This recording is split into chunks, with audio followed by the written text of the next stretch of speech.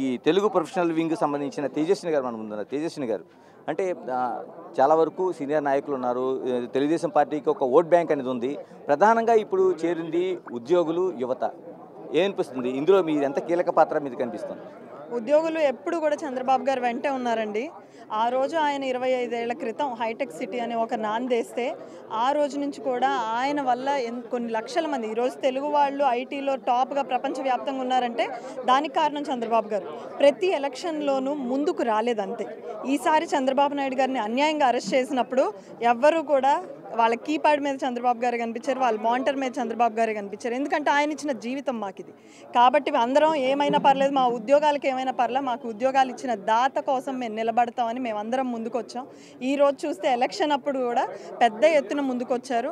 Professionals wing అని ఒక విభాగాన్ని మా కోసం ఏర్పరిచి చంద్రబాబు నాయుడు గారు, లోకేష్ అన్న మాకు అందించడం వల్ల ఎలక్షన్లో కూడా మేము సైతం మన రాష్ట్రం కోసం అంటూ మన రాష్ట్రం కోసం చంద్రబాబు నాయుడు గారు అవసరాన్ని ప్రతి గ్రామానికి తిరిగి ఇంటింటికి తిరిగి ప్రొఫెషనల్స్ అందరూ కూడా తెలియజేయడం జరిగింది. వర్క్ ఫ్రమ్ హోములు తీసుకున్నారు, ల్యాప్టాప్లు పట్టుకునే ఎలక్షన్లో నిలబడ్డారు, నెలలు సెలవు పెట్టుకున్నారు. ఏదైనా కానీ చంద్రబాబు నాయుడు గారిని ఈసారి ముఖ్యమంత్రి గారికి ప్రతి ఒక్కళ్ళు ముందుకు వచ్చారండి. తేజస్విని గారు, సోషల్ మీడియాలో విపరీతమైన వ్యతిరేక ప్రచారం జరిగింది. ప్రధాన బాధ్యత మీపైనే పడి ఉంటుంది. ఎందుకంటే ఒక సాఫ్ట్వేర్ ఉద్యోగులు కావచ్చు, మిగతా వాళ్ళు కావచ్చు, ఏ విధంగా ఎదుర్కొన్నారు?